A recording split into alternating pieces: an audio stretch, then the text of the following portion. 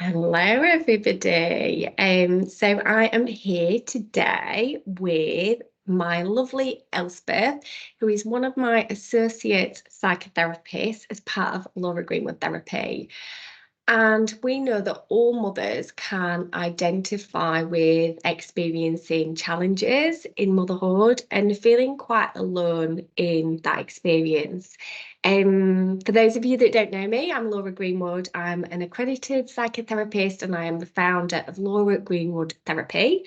And we are a specialist psychotherapy clinic that supports people experiencing various challenges with maternal and paternal mental health. And as a team, we are on a mission to shed some light on the untold stories of parenthood to help you to feel much less alone within your challenges. And today, me and my lovely Elspeth are talking about a topic very, very close to our hearts. And it's a topic that we don't feel like is talked about enough. And that is mothering without a mum. And so what I'm going to do now is I'm going to let my lovely Elspeth introduce herself and actually share some of her own personal experiences around why this topic is so important to her, that more of you understand that you're not alone in your struggles. So hello, my lovely Elspeth. How are you Hi, doing? I'm good, thanks. How are you? I Thanks for am having me. buzzing. Yeah, you're so welcome. Yeah. It is amazing to be in a room chatting to you about this. So yeah, Elspeth, tell me a little bit about you, a bit about your background, and then we can go into talking about the topic. Okay, so I am a qualified CBT therapist and a member of Team Laura Greenwood Therapy. I'm very excited about that, to be an associate with you, working with you. And yeah, I guess why I chose to sort of specialise in the area of working with mums is that I struggled postnatally with anxiety and along my sort of parenting journey, actually, with various things. And I just really wanted to take that lived experience and, my what my professional knowledge and also my compassion, and just really give that to other mums who also find themselves struggling, because I think that the more that we can normalize things and support each other, then the better sort of outcomes we can have for mums and children and just families in general. So yeah, that's my why. Oh, amazing. Such an important why. And yeah, we can connect with those challenges in a completely different way when we've been through it ourselves. So yeah, I believe we are so well placed to be able to support other mothers, parents, and children, families with these challenges because we get it. We know that pain in so many ways, even though our experience is very unique. But also we've got that evidence-based background in order to be able to really help people with those challenges too.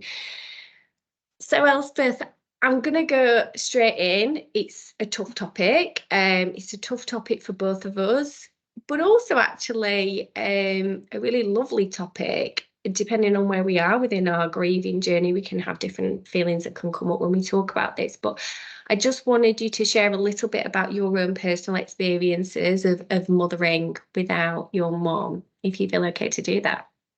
Yeah, absolutely. So yeah, guys, where do I start? So I was a mum. My son was just coming up for two, and things were fine. We had moved from Edinburgh out to the lovely East Lothian countryside, and really enjoying that, sort of adjusting to that move. And yeah, it was just before Christmas of 2014, so nearly 10 years ago. Now, where yeah, I was coming home from work on the 22nd of December, and I tried to phone my mum as I normally would, spoke every single day, we were very close, and didn't get a response. So I thought, oh, she's gone out. Got home, was in the process of putting my son to bed, and there was a knock at the door, and my husband answered it, and it's something about the police. And yeah, I put my son to bed as normal, didn't think much of it. and then came downstairs, and my husband was here and two police officers in my living room standing right next to my Christmas tree. And yeah, had the very sad news that my mum had died the night before. She had lived in a she was only 69, so it was very sudden, not completely unexpected. She'd lived in a retirement flat, so as part of that, whoever manages the building has to see people every single day. They hadn't seen her. They had phoned her. They'd gone to her flat and basically found her in bed. And the police were asking me all kinds of questions about what was wrong with her, was anything wrong, etc. And it turned out that she'd had a bad chest infection that she'd had antibiotics for, hadn't cleared up, and it had gone into bronchial pneumonia. And apparently when that happens, it's very quick and very sudden. So in that one single night, I went from, looking forward to Christmas, planning to spend all of us Christmas together in our new house, and Rory's, my son's second Christmas, and all of that, to just, the rug pulled completely out from under me, my anchor gone, floating out to sea, just really, really hit me hard, and I couldn't make sense of it. I was shocked, I was traumatized. It was very, very difficult. It felt like a complete out of body experience. And it took me, I actually remember saying to my husband, looking at him, saying, is this a dream? Is this actually happening? Because I couldn't quite piece it together in my mind. And then just the next few days and weeks after that were just like I liken it to a bit of an out of body experience. It just didn't feel real, and it just, going through the motions, but just feeling utterly shocked and numb, I guess. So that was really, really difficult. Yeah. And how do you then process that whilst also still being a mom? How did you cope with that? Yeah, it was really tough in a lot of ways, because I felt like I was almost split into two parts. So there was a part of me that was this sort of only child grieving for her mum, feeling very lost and very, very out of place. And then this other side of me who was a mum and feeling I needed to be strong. I needed to be there for my son. He was so little, he didn't understand what was going on. I didn't want to go AWOL on him, so it was very much jumping from one half of myself to another. And I guess, going into that sort of planning mode and organising her affairs and funerals and all that kind of stuff, while having my husband help with my son, and then sort of swapping out, that was quite helpful, going into the different roles. But also, my husband was great. He would take my son away for a while, say like, I'm going to take him out for the walk, I'm going to take him to the park. And I knew that when he was gone, that was my time just to fall apart and just to have my feelings come and just really feel my feelings and let them out. And, to the point where I'd be lying on the floor, just having it all happen. And then sort of like, as we know, they come and go, looking at the time. Oh, right, okay, get myself up, wash my face, try and get back into sort of mum mode again. And that was kind of how I navigated it, with a lot of actually very unhelpful. That was the helpful side of things, but there was a lot of very unhelpful coping mechanisms that I went to as well, which, in hindsight weren't great, but. And I want to touch on that actually, Elspeth, because, everybody listening will know we're both psychotherapists. We know what we need to do to support ourselves. But actually, that doesn't always mean that we take our own advice, right? It's much easier to be able to say what you need to do. But then when you're going through it yourself, it is challenging. We face those same challenges in doing the things that we maybe know that we need to do. So it feels like the helpful part was almost kind of compartmentalizing your life. Like, I'm in one mode now, I'm feeling my feelings now, and navigating it in that way to try and kind of get some balance with having time and space for you to grieve, whilst also still doing what you needed to do within your life, which is amazing. And then you said that there was some also unhelpful ways that you felt that you coped with it. So tell me a bit about that. Yeah, so I guess I've had an interesting relationship to food over the years since my early 20s. And yeah, that came up again, obviously, in a time where I felt completely out of control, that things were happening that were, obviously were beyond my control. So that turned to food for me. And at first I framed it in my mind as in, oh, well, I need to just like be really healthy because I don't want to get ill and end up with pneumonia and this kind of stuff. And it went into that, really became quite obsessive about food, and it was almost like a way of focusing on something else as well. So the focus went to the food, and I would liken it to sort of orthorexia in a way. That's how extreme it got. Just this obsession with looking after myself, clean eating, this particular diet, juicing. I bought, a smoothie maker, juicer, organic stuff, trying to make, those courgette spaghetti ribbons, all that kind of stuff. Just it was disgusting. But all of those kind of things, and just really, that lasted for a good 3 years, I think, all in all. Yeah, it just went down a complete rabbit hole with that. Yeah. But I guess it was a way of coping. Yeah. And it feels like it was almost when certain things felt out of your control, you grasped on the thing that felt in control for you and like functional, we all know we've got to look after our body. That's a useful thing to do, right? And this is a way of me focusing my attention on something that I can control when it maybe feels like something in my life that's been so huge that was totally out of my control. Just helps you in some way to feel like I've still got some level of control over my life. Yeah, absolutely. Yeah. And it seemed it was something tangible. It was something I could do, and that was what I did. Yeah. Yeah, it's really interesting you mentioned that, actually, because I without a shadow of a doubt can identify with when everything feels out of control, what can I control, and kind of grasping on something that you feel that you can support yourself to regain that control. I see that time and time again with the clients as well that I work with. We don't like uncertainty, and when we feel like we're faced with lots of things that feel out of control, we kind of grasp onto what we feel that we can. Yeah, so that's really interesting you mentioned that. And also as well, going back to default patterns, sort of in the absence of feeling in control, what do I know? What do I know that helps? And sometimes those things might end up being unhelpful, but if it's all we know, sometimes it's what we fall back onto, right? Yeah, absolutely. Yeah.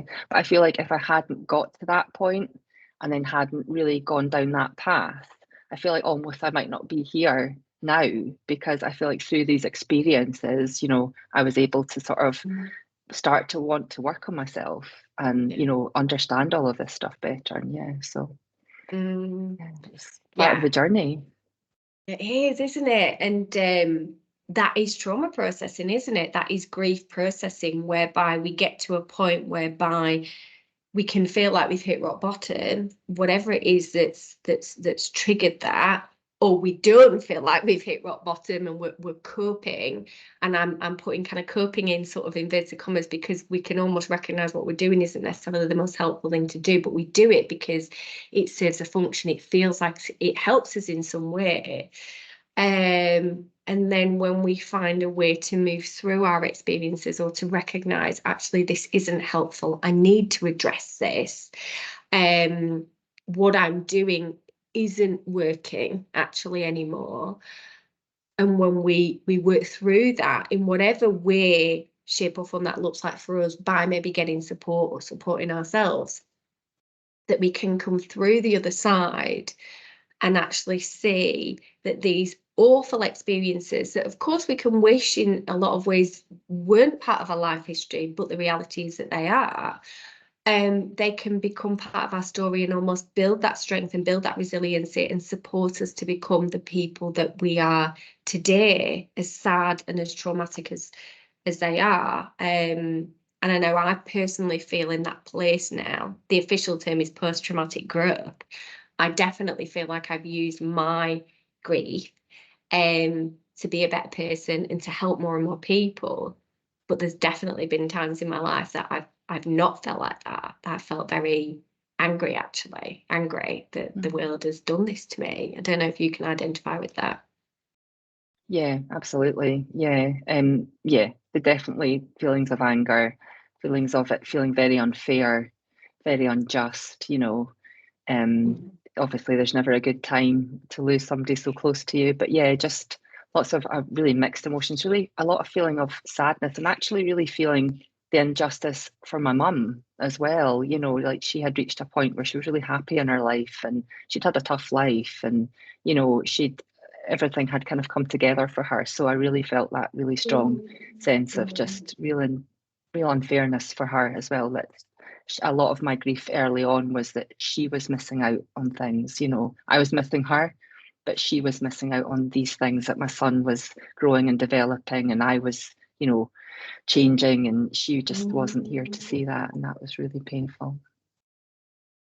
And you just talking about that, it actually made me feel quite emotional because that is, I think, part of my own, and this is grief, you know, for everybody that's watching your grief and your emotions, you know, this is a grief that you're not like over, you know, you process it, but then certain things will trigger you off that you don't even think are going to trigger you, and kind of you go through another part of your grieving. And actually, I can really resonate with that actually, with my own mom, because you're right, like it was the same for my mum actually. She'd started getting her life on back on track after going through, you know, I can see this now being older, going through a lot of trauma within her own life. And then, you know, she was training to become a nurse. She'd repaired a lot of relationships with her family that had broken down. She was in a good place, you know, and reflecting back, she very much needed support for her mental health. I can see that now, reflecting back. Obviously, at the time, I didn't know that. I didn't see that. I wasn't in a place to. Yeah, and you're right. Like, how unfair that the world took that opportunity away from her, that she could not actually enjoy that. And that is, yeah, that creates anger and a lot of sadness. So that was something that I'd not really had thought about it, but I don't think I'd really thought about it so much until you mentioned it actually. Yeah, it's really interesting how these sort of we have very, very similar experiences actually. Like my mum was also a nurse and she struggled with her mental health her whole life, having bipolar disorder and things like that. So yeah, it's a lot of real similarities there. But yeah, it's you know, I think it's you don't people think of grief as, you know, it's a certain number of emotions, it's a certain feeling, it's this or it's that, but actually there's so much more to it and there's so many other things that you just don't expect that actually come into it that can affect you as well. So sometimes it feels like it's hitting you from lots of different angles and that can be really Mm. hard and really tough to navigate. Yeah, yeah, definitely. And there's no right or wrong way to grieve, really. We know from a Mm. psychological perspective what we need to do. And the key is I suppose balancing that life goes on and we need to feel those feelings. We need to give space for it because if we don't, it's going to come out in ways that we don't want it to. And that balance looks different for each different person, but also at different stages of your grief as well too. I think life grows around that grief, and you know that some days you'll feel really in the thick of grieving, and like I feel like I am doing the bare minimum of living my life, because actually the feelings are just so overwhelming and we've almost got so little capacity for anything else. And then there's other days where it feels like you get that balance. So there's other days where you feel like actually, you know, I feel okay engaging in life, and kind of the feelings that they're just not coming up, they're not there. That doesn't mean that you don't care anymore, or you're not bothered about it anymore, but that's just naturally where your grief is at. And the key is to just meeting yourself where you're at, wherever you're at on that timeline of grief processing, I think. Yeah, and not judging whether you're doing it right or wrong, because that very much came up for me. I was like, you know, how do you process grief? Like, what, you hear it and you read about it and you're like, well, what does that mean? Yeah. And then, you know, I remember thinking, like, 3 years on, thinking, some things are still bothering me. Well, have I not processed this properly? Have I not done it right? You know, and I was, you know, Googling complex grief and all this kind of stuff. And I was like, oh, I don't really know what I'm doing with this, you know, and it's just, so yeah, just going with it, and whatever it looks like for you is however it looks like for you. And it's not going to be the same, because our experiences aren't the same, and we're not the same people either. So I'd be interested to know, Laura, in terms of you and your coping and things, how did you manage? Yeah, wow. Also not very well, to be fair, but then better now. Yeah, so just to give a bit of context, it's why I wanted us both to come on and talk about this today, actually, because I think we've got different experiences of mothering without our mum and kind of processing that at different stages. So I lost both of my parents actually in the year of my 18th, and separate occasions. So my dad in the summer and then my mum in the autumn.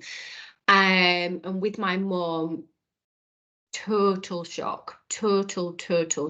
Like, we had absolutely no idea.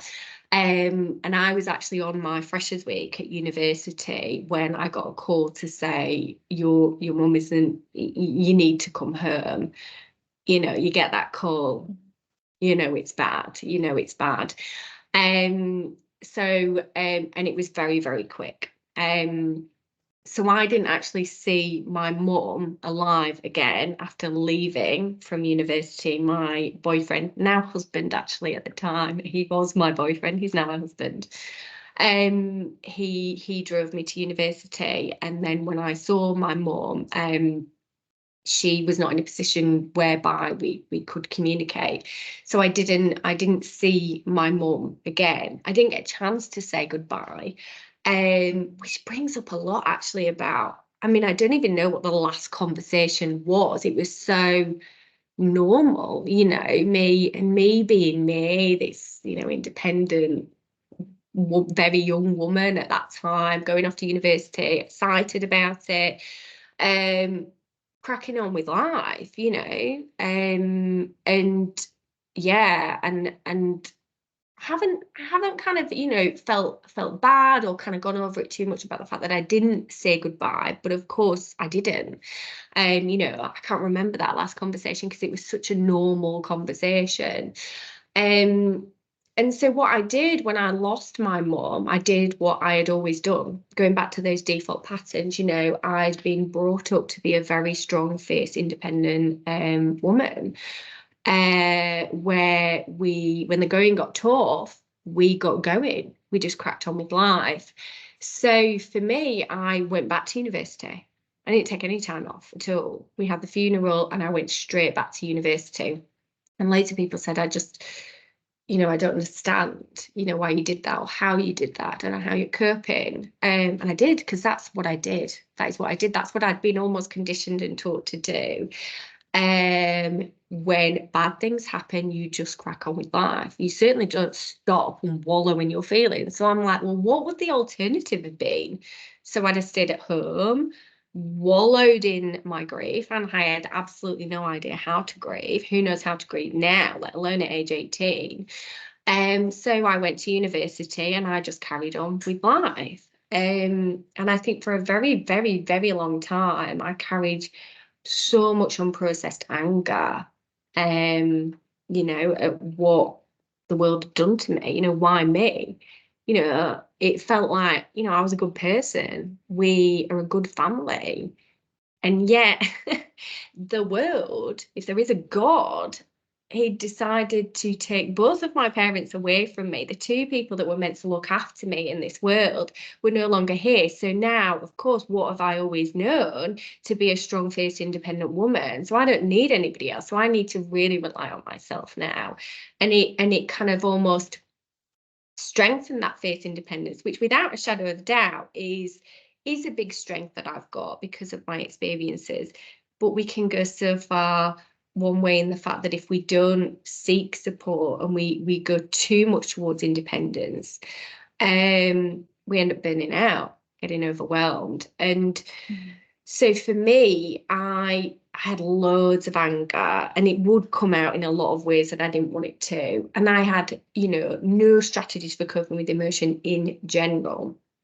And so entered into motherhood, and obviously very much maybe me, very practical. We knew we didn't have very much support, but I planned for it in a very controlled way, and controlling my emotions, controlling how things would go, was very much my coping strategy. And I think for me, entering into motherhood without mum, it was not so much what I missed, and what came up for me was not so much how do I do this, like how do I care for a child.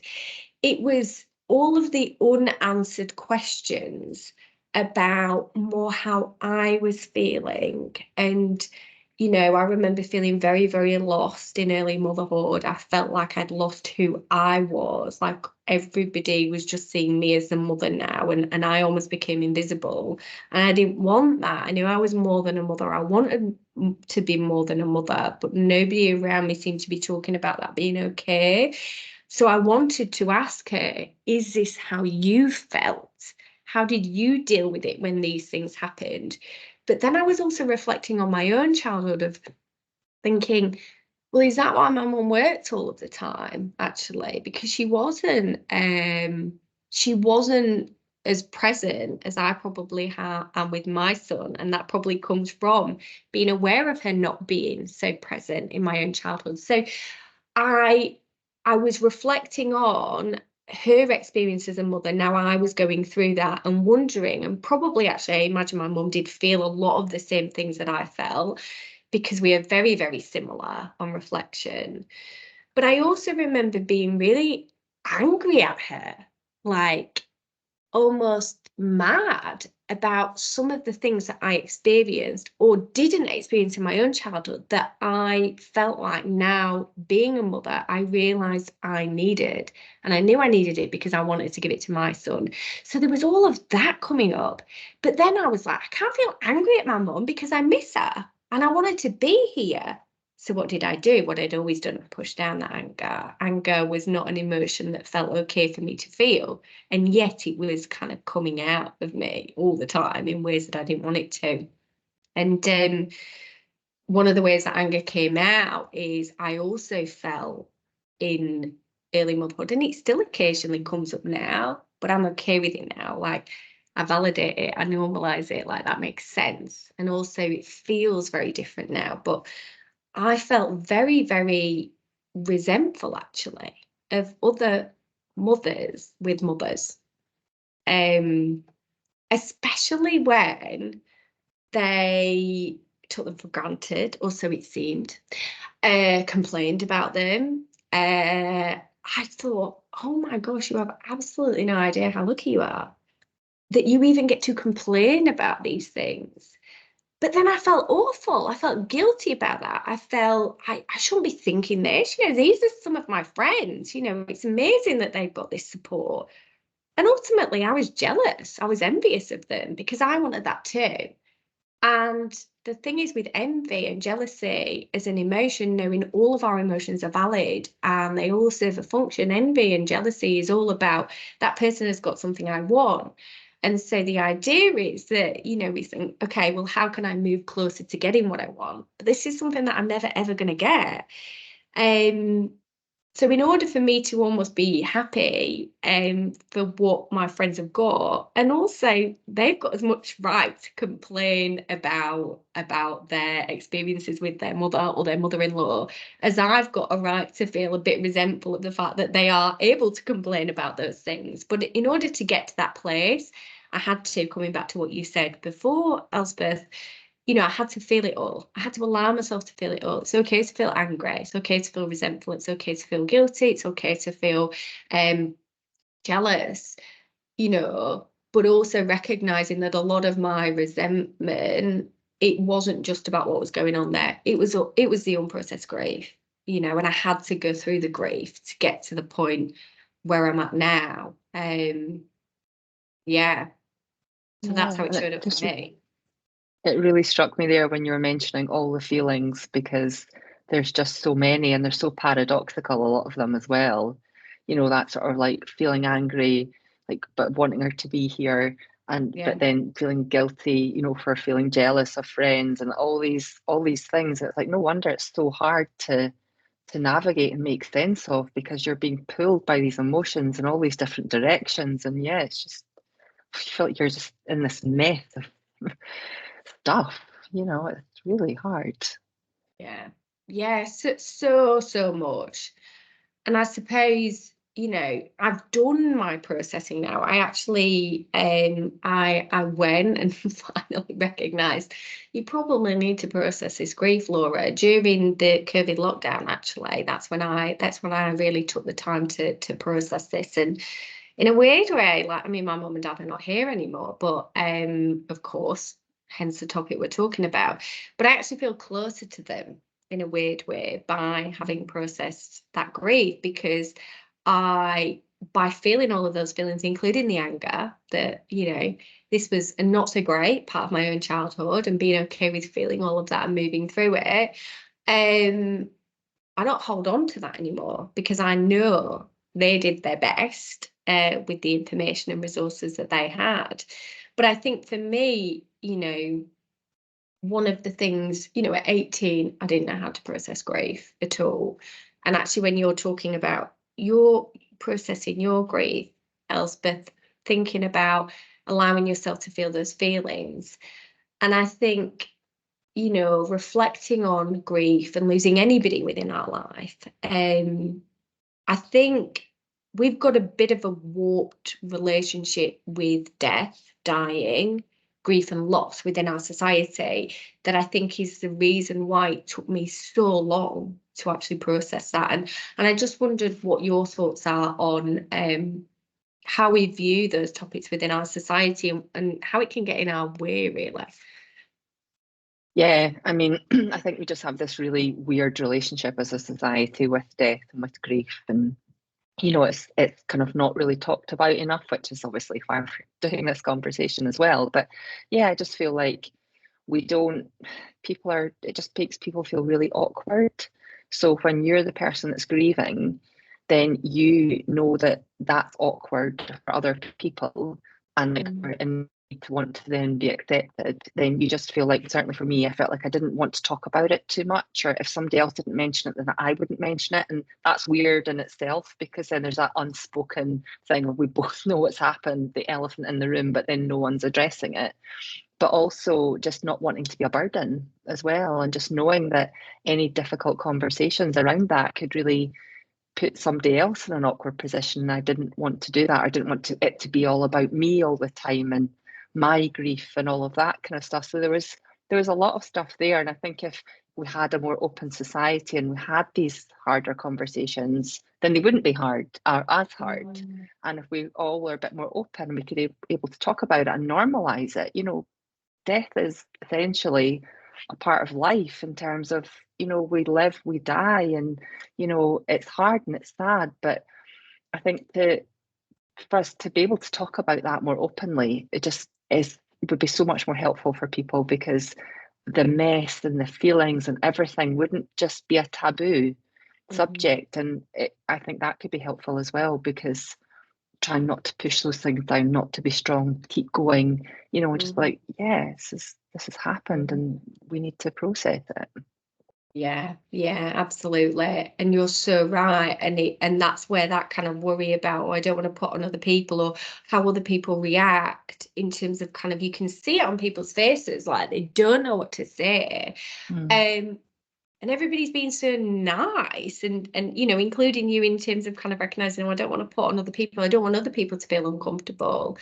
But actually, if as a society we were more open about these experiences that, like you say, are very, very much part of life, um, it wouldn't be things that people felt uncomfortable about talking about anymore. And yeah, I think it's you know, I spoke to somebody actually who is a celebrant recently, and I do think things are changing a little bit in terms of how we as a society almost celebrate life in death, it is different. It's changing slowly, and I'd like to hope by more people accessing support and knowing the importance of allowing yourself to feel all of your feelings and talk about it as a way of processing trauma and emotional regulation, that things will change. But I suppose it starts with us, and ultimately a lot of the mothers that come to see us at Laura Greenwood Therapy, you know, come to see us because they want to be that change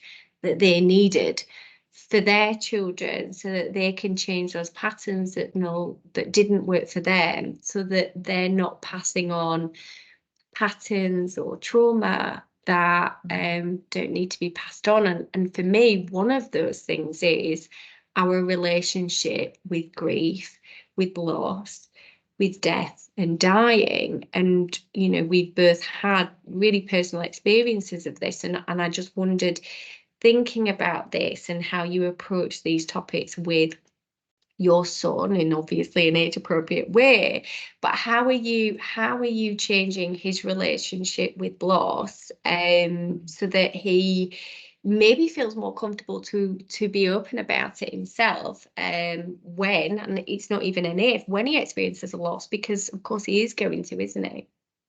Yeah, absolutely. And I think, yeah, having had that experience and also my own experiences as a child of losing relatives and things, and then it just not being talked about, and you weren't ever sure if it was okay to ever mention that person again, I think has really shaped how I and we as a family now talk about it and talk to him about it. He's 11 and, you know, he was 2 at the time, so there was no talking then, but it was like gradually over the years, it's been very much about just being really open about it, and that, they go through that developmental stage if they start talking about death and not wanting you to die and all that kind of things, and just say it was really normal, and you'll live longer than me hopefully, and that's we live with all that kind of stuff, but also not shying away from the language of it as well. So not saying things like, oh, I lost that person, or they're sleeping, or these types of things which we think are really comforting, or we think it's sort of sugarcoating it and making it less painful for a child, is actually so ambiguous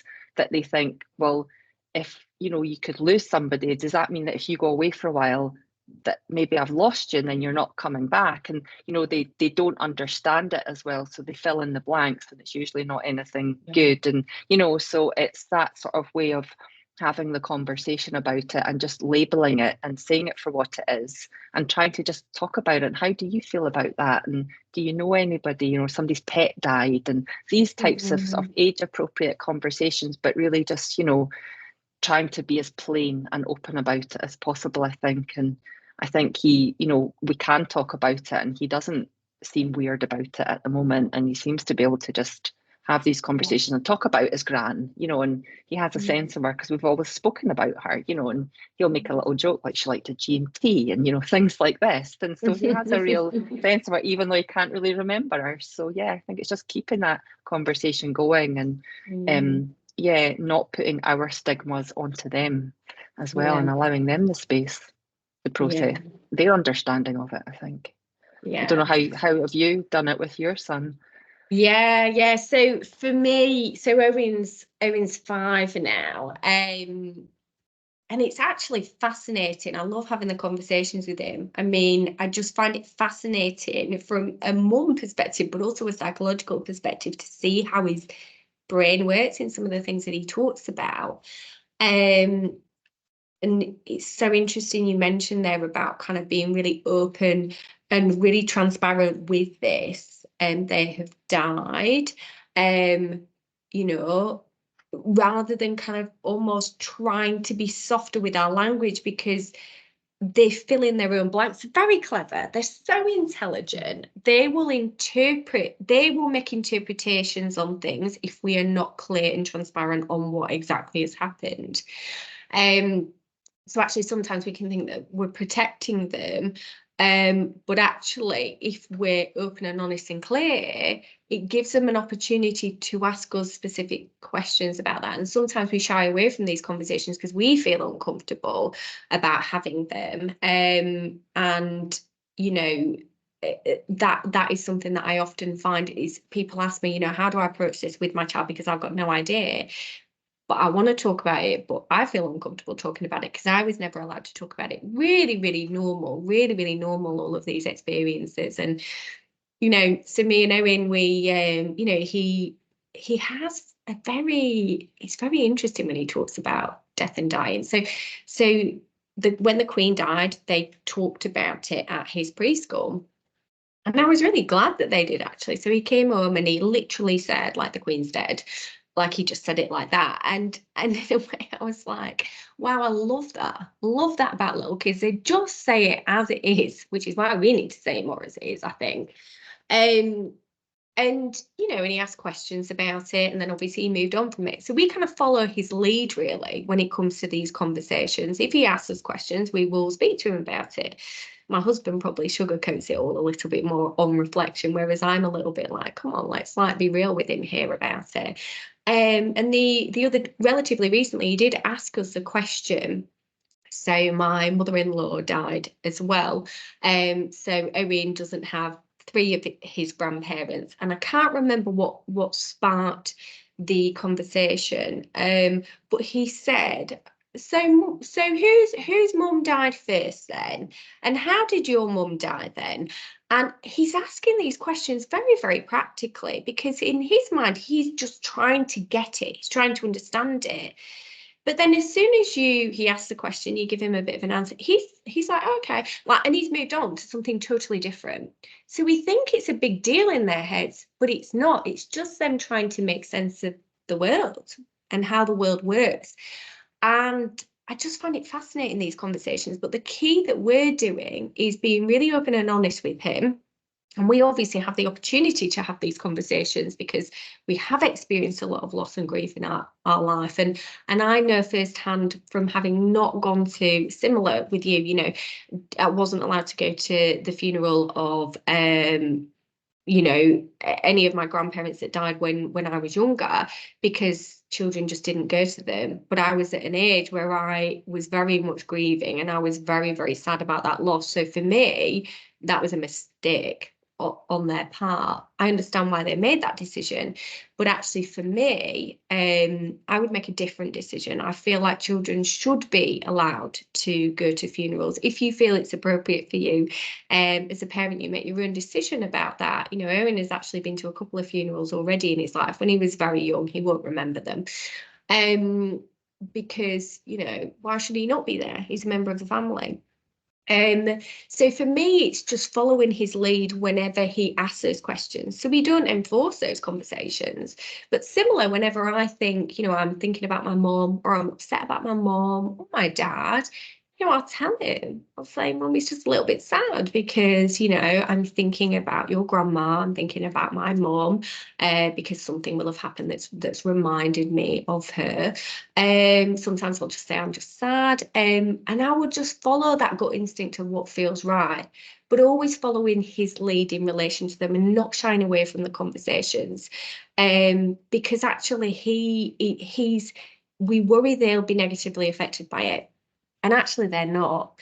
So I think I'm learning from what I reflect on I needed in terms of grief and loss and death and dying.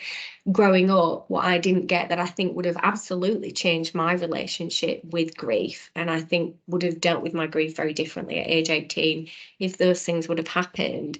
So I am learning from that and being that change for him. Yeah, and it's so important, isn't it, that, you know, we can learn from not the mistakes that you know, people were doing the best they could, but from what we needed as children, and now actually be able to give that to our children, because we've had those experiences, and we can say that these things happen, but you can cope, and we can sort of get through it as well, and that's really important for them to know. Yeah. And I think that's so important to everybody that is watching this back. You know, there are, as rubbish as some of these experiences are, and I don't know anybody that had the absolute perfect experience growing up and didn't have anything that's had a negative effect on them or still has a lasting impact on them now. But to be able to recognize that those experiences, they can be part of you, you showing up in this role as a parent, as a mother, in the way that you want to, and they can become your strength in understanding what you really do want for them and also what you really don't want for them. And just kind of recognizing that you've got a lot of these answers within you. You don't have to read loads of books about how to do this. Maybe seek a bit of guidance on it if just for a bit of kind of reassurance. But ultimately, you know what's best for your child. You know what didn't work for you growing up. And so you can be that change. And that is the best way of them growing up in a different way. And your children are already going to have a different experience to you because you've already learned from those experiences. So I just wanted, everybody to kind of know that, really, like, you're doing a good enough job, and you are not your parents, or you are not going to give your children the same experience that you had because you're aware of it, and that's enough. Are we going to get it perfect? No, it's impossible. I could never assure anybody that they can strive to be the perfect parent, because it doesn't exist. But what we can do is we can create that relationship with our children whereby they feel safe to be able to say to us at some point that, Mom, Dad, when you did that, I didn't like it. And so what we do is we can repair that relationship then in an open way, so that they don't have any lasting impact of whatever that is. And who knows what that's going to be, but there's going to be something. We're all going to get something wrong. We also have to be okay with that as well, I think. Yeah, absolutely. And I think as well, on the flip side of that, we can be the change that we want to see, and we can make those changes for our children going forward. But I think it's also quite nice to acknowledge that there's a bit of a legacy there from our parents, the good side of things, that sort of the way that they brought us up, we can then also pass on to our children, the nourishing, the good, the nurturing, all the stuff that we got. We also have that, and that we can pass that on to our kids as well. And I think that's quite a nice way to sort of look at the both sides of it. Yeah, definitely. And you know what? I'm so proud. Don't get me wrong, like, there's lots of things about the strong, independent female line that kind of, went too far the one way. But I'm so proud of, like, my maternal lineage. And I can, even though Owen is not a woman, or he doesn't identify as a woman at this stage in his life, he identifies as a little boy. So he keeps telling me anyway. And yeah, I can see so much of the maternal line in him. And I'm proud of him, whoever he is. But to be able to see that, like, I can see me in him, and I can see my mum in him, I can see my grandma in him, and that's really, really lovely, actually. It's beautiful to see. It really, really is. Elspeth, I've absolutely loved this conversation. I'm aware we could probably talk about these topics so much. I'm also aware that the people watching this also will have other things to be going back to. And I really, really hope that everybody that's watching this has found value in it. And myself and Elspeth are so grateful for you giving your time and energy to watch this back. And I just really wanted to finish off by saying, if there's anything that myself or Elspeth have touched on today, or any other aspect, because mothering without a mum can cover so many different angles. These are just two experiences that we've shared today, with commonalities but also differences. But there's so many intricacies in relation to this particular topic. And so if there's anything we talked about today, or anything about this topic that you feel that you need further support with, please do get in touch with us at Laura Greenwood Therapy, because it is something that we can support you with. And you can do that by emailing us at contact@lauragreenwoodtherapy.com, or have a look on our website, lauragreenwoodtherapy.com, in order to find out a little bit more about what we offer, and our team of exceptional therapists to be able to support you in whatever way that you want. So I just want to say thank you so much, sending you all so much love, and hopefully I will be in touch with some of you soon. Is there anything that you'd like to say, Elspeth, before we finish the recording? No, just thank you for having me. I really enjoyed the conversation. I think it was a really interesting topic, and I think hopefully it's going to help some people to validate and normalize their experiences, and if not, to get the support that they need for that as well. So yeah, I just really enjoyed it, and thanks for having me. Yeah, I've absolutely loved it too, Elspeth. Okay, so goodbye, everybody. I'm just turning the recording off now.